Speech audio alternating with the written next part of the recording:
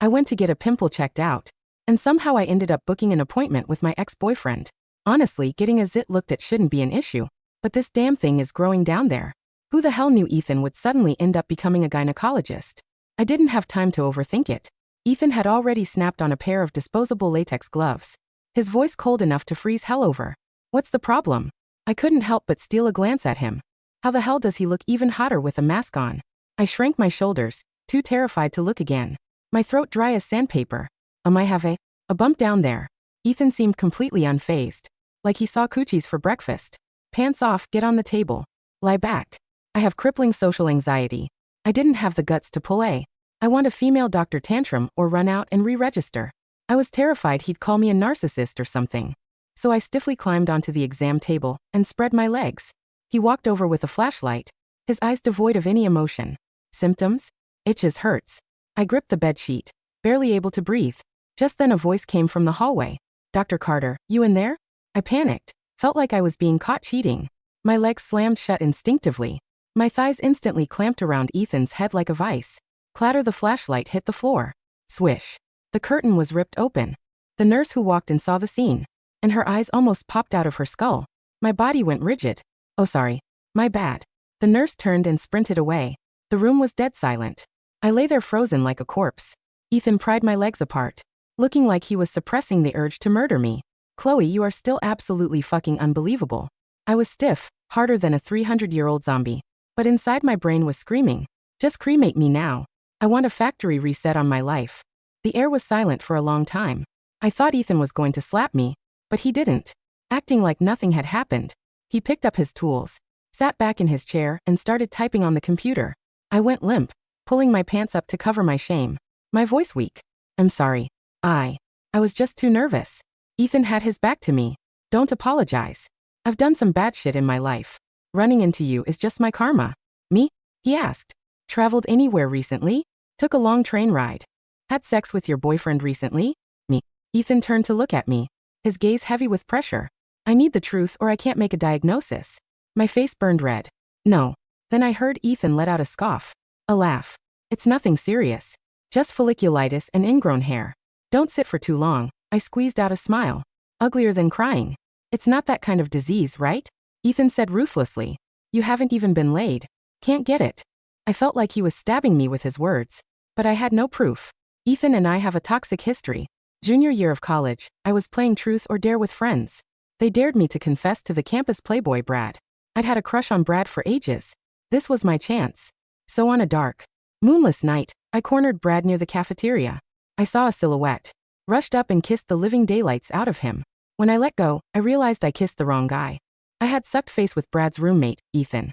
Ethan was the campus king. Pale, handsome, rich and taken. Because of my assault, he and his girlfriend broke up. Ethan cornered me after class and told me I had to fill the vacancy. I was indignant, clenching my fists. It wasn't just my fault.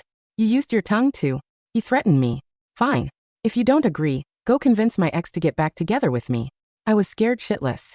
His ex-girlfriend was the godsister of some local gangster, with tattoos of dragons on one arm and tigers on the other. His fist was bigger than my head. So pretending to endure the humiliation, I started a love-hate relationship with him. But come on, who wouldn't fall for a guy that hot? I gradually fell deep. On graduation day, Ethan said he wanted me to meet his mother. I dressed up wanting to make a good impression. His mom was beautiful. She smiled and said, I hear my son talk about you often. He says you pay for everything with scholarships and part-time jobs.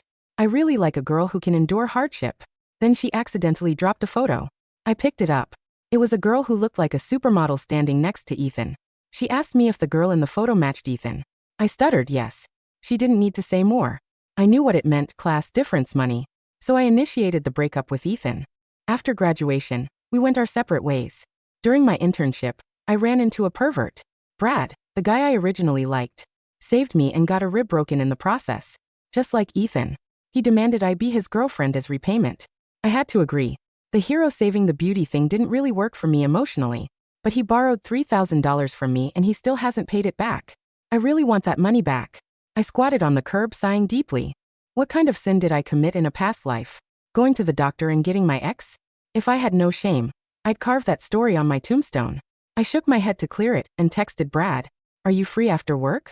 Come look at apartments with me. My lease was up and the landlord wasn't renewing. If I didn't find a place tonight, I'd be on the streets. Brad replied. I have to work overtime tonight. Can you go alone? I was annoyed and typed. Why do I always have to go alone? What if I meet a bad guy? Ping another message. I want to save more money so I can support you in the future. I remembered the last time Brad and I ate a $3 hot dog, and he asked me to Venmo him $1.50. I silently deleted the text and went to find a place myself. I didn't have much money. The best option was a shared apartment. I contacted the tenant and went over. Standing at the door, Ethan and I stared at each other. The app hit personal info. I really didn't expect it to be him. It was awkward as hell. I laughed dryly. Sorry, wrong door. I turned to leave. At that moment, I heard laughing coming from the stairwell. I looked down and saw my boyfriend, Brad. I was about to smile and to show off Brad in front of Ethan, to regain some dignity, when I noticed the woman wrapped around his arm. My smile died. I didn't cry immediately. I comforted myself. Maybe it's a client. Then I saw him kiss her. Welp. My heart turned to ash. I couldn't process the cheating right then. The urgent issue was avoiding them. Just as they reached the landing, I turned around and jammed my hand against the closing door. Ethan wasn't prepared. He didn't expect me to have the strength of an ox. I shoved him back. I clasped my hands together. Hide me just for a minute, please. I dove into the bathroom. The apartment was small. I could hear everything outside. I heard Brad say, "This is my buddy. Ethan just moved here. Call him bro." Then a sickeningly sweet female voice. Bro. I grabbed my hair. Me. Ethan's voice was deep and magnetic. You're late, Brad laughed. Just came from a hotel. The woman giggled. Then said, you guys chat. I need to fix my makeup. I sucked in a cold breath. My body tensing up. The next second, I heard Ethan say, there's a dead rat in the bathroom. I stepped on it and haven't cleaned it up yet. The woman immediately backed off. I hate rats. I let out a slow breath. Good job, Dr. Carter. But then Brad said, a dead rat scaring my baby. I'll go throw it out. I gasped again. Ethan, I'll get it. You go wash your hands in the kitchen. The food is here. I didn't dare breathe. Footsteps approached. Click. Door opened. I sat on the toilet like a malfunctioning robot. Face purple, staring at Ethan. Ethan turned on the faucet. The rushing water covered his voice. 1 minute is up. I could feel his mockery and amusement. But I couldn't leave. I still had some dignity left. Stretched my neck and begged. Can I leave after they go? Ethan was ruthless. No. Then call the cops. Unexpectedly, he shouted, Brad. My soul left my body. I lunged forward, grabbed his arms, stood on my tiptoes and clamped my hand over his mouth. Ethan looked down at me expressionless. I looked up, eyes pleading. Spare my dog life. Brad appeared at the door. What's up? I was pressed tight against Ethan, practically kneeling. Ethan smirked against my palm, grabbed my wrist and pulled it down. Nothing, just a bit constipated. Brad cursed from the hallway and laughed. Walking away, my legs gave out. I whispered, I can't break up with Brad yet. Please don't screw me over, okay? The air froze. I felt a murderous aura from Ethan. Please don't screw me over, okay? I whispered again, desperate. Ethan stared down at me, his jaw working as if he were chewing on glass. The sound of the front door clicking shut echoed through the apartment like a gunshot. Brad and his client were gone. Ethan didn't step away. Instead, he leaned in closer, trapping me between the porcelain sink and his hard chest. The air in the bathroom instantly became too thin. You can't break up with him yet? Ethan repeated, his voice dangerously low. Because of $3,000? My eyes widened. How did you? I heard you muttering about it outside the door before you burst in here like a SWAT team, he deadpanned. He finally stepped back, crossing his arms over his chest. The sterile, professional Dr. Carter was gone. This was Ethan, the guy who used to trace patterns on my palm while we watched movies. Chloe, have you really fallen that low? You're letting a guy cheat on you right in front of your face for the price of a used Honda Civic. It's not just the money. I argued, my face burning. It's my dignity. If I break up with him now, he keeps the cash and I look like the pathetic girl who got played. I need to get my money back first. You look pathetic anyway, Ethan shot back ruthlessly. I flinched. That hurt. I moved to push past him. Forget it. Thanks for hiding me. I'll send you a fruit basket. Where are you going? To find a bridge to sleep under. Or a 24-hour McDonald's. The landlord isn't renewing your lease, Ethan stated. It wasn't a question. And you have no money because you lent it to that parasite. I stopped in the doorway, my shoulders slumping. I'll figure it out. Stay here. I froze. What? Ethan walked past me into the living room, picking up a disinfectant spray to attack the spot where Brad had stood. I have a spare room. The rent is standard market rate, But since you're destitute, you can pay in labor. Cleaning, cooking. And, he paused, shooting me a glare. You break up with Brad. Immediately. I can't let him get away with the money, Ethan. I'll get your money back, Ethan said, his tone final. But if you stay with that loser 1 second longer than necessary, I will personally throw you out the window. I looked at him, really looked at him. He was tired, his tie loosened, standing in a sterile gray apartment that looked like a magazine cover, but felt like a hotel. Why are you helping me? I asked quietly. After everything. Ethan didn't look at me. He just sprayed the air where Brad had been breathing. Because I don't want you catching an STD and coming back to my clinic. It's bad for my patient statistics. Living with your ex-boyfriend who is also your gynecologist is a specific circle of hell Dante forgot to write about. The first week was a masterclass in awkwardness. Ethan was obsessively clean. I was not. He drank black coffee and read medical journals at 6 a.m. I woke up at 8 a.m. looking like a raccoon that had lost a fight with a garbage disposal. But there were cracks in the ice. One evening, I was sitting on the couch, grimacing as I shifted my weight. The folliculitis situation was healing, but sitting for long periods still stung. Ethan walked by, paused, and tossed a small tube onto my lap. Apply that. Twice a day. I picked it up. It wasn't a prescription. It was a high-end soothing balm. Thanks, I mumbled. He didn't walk away. He stood there, watching the TV over my shoulder. How's the job hunt? Bad. And Brad is dodging my texts about the money.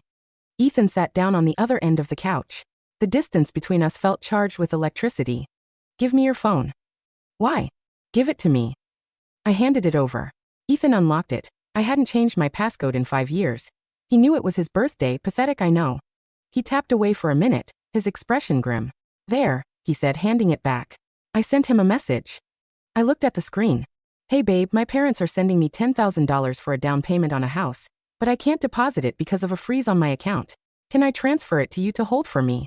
I gaped at him. Are you insane? He's going to steal a fake $10,000. Keep reading. A reply popped up instantly from Brad. Babe, of course. I'll help you out.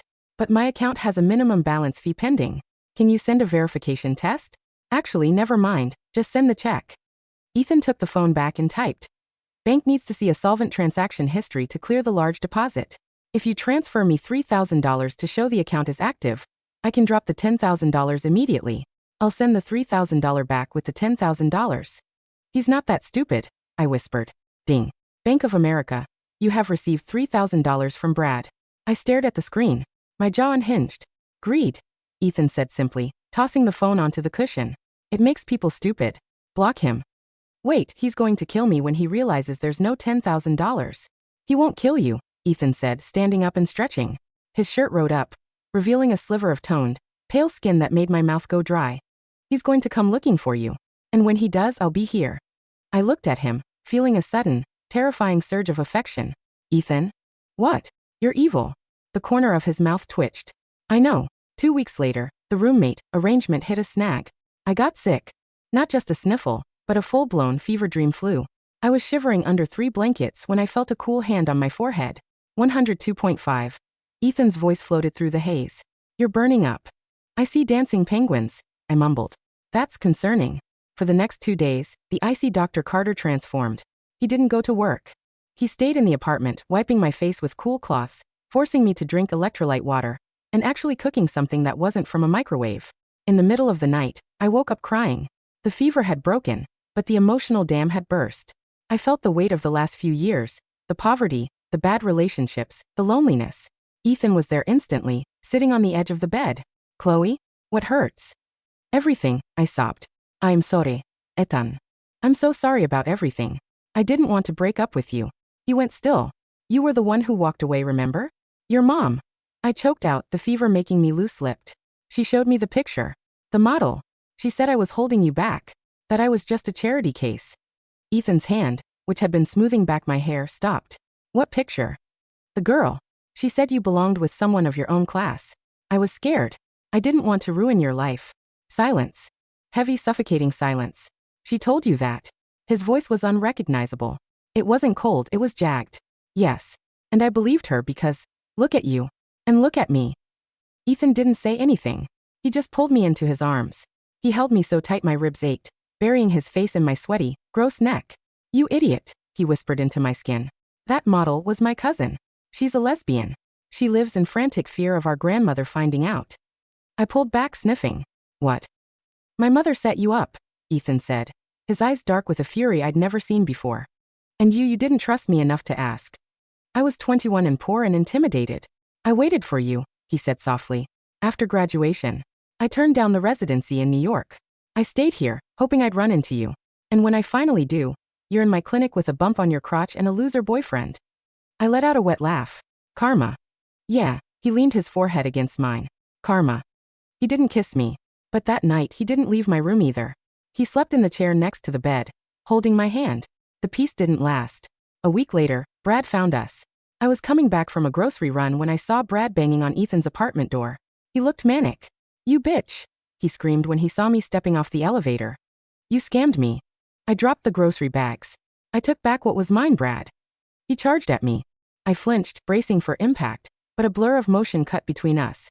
Ethan. He didn't look like a doctor now. He looked like the guy who used to get into fights on the rugby pitch. He shoved Brad back hard. Touch her, Ethan snarled.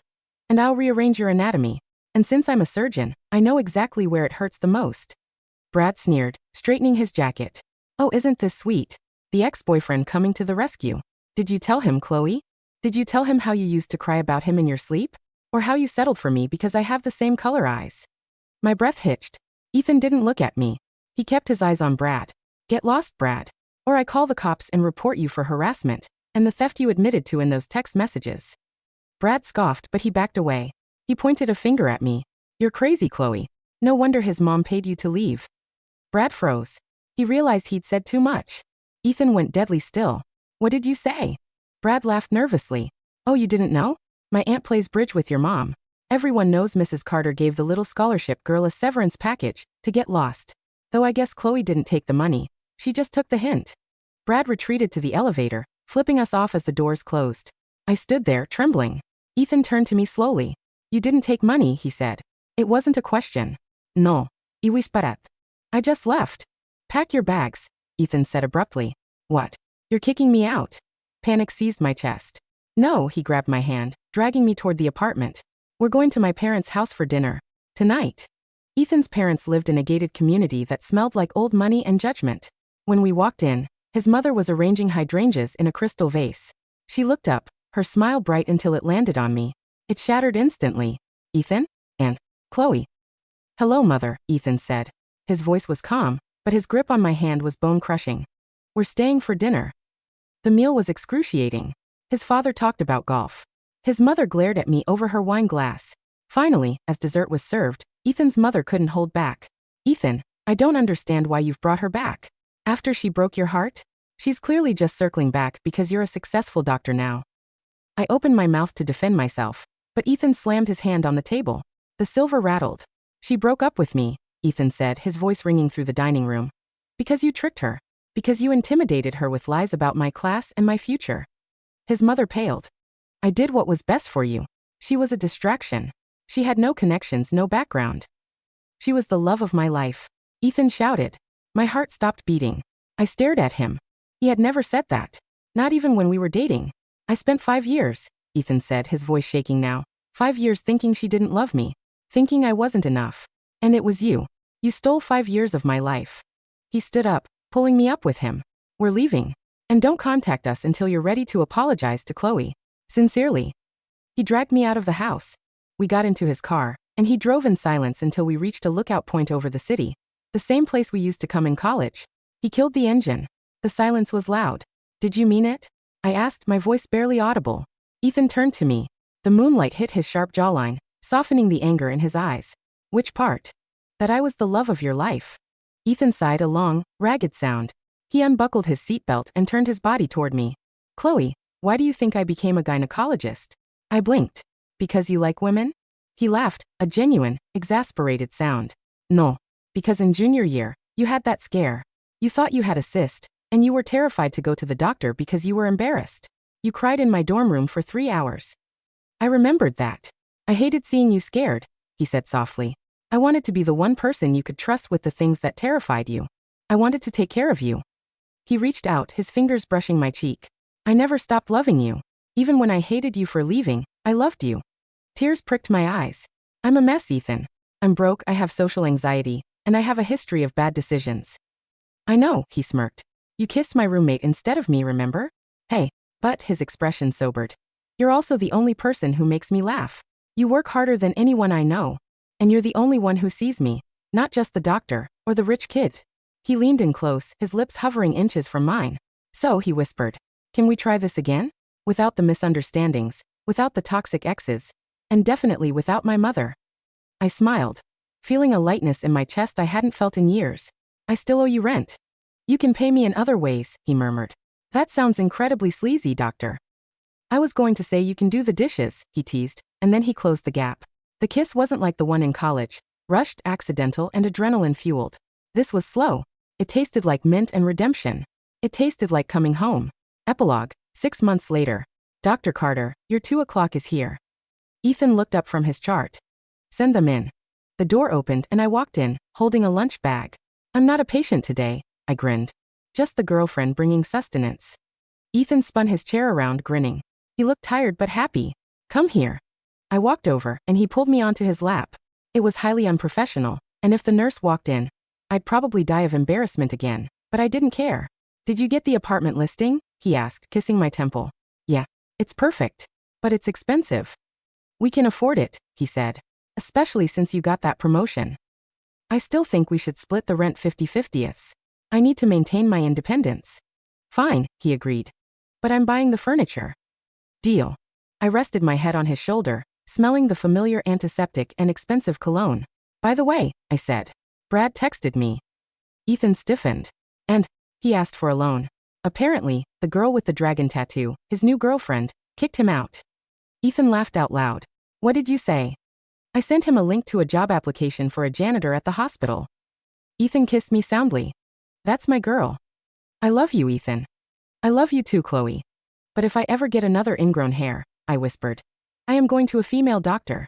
Ethan laughed, burying his face in my neck. Over my dead body.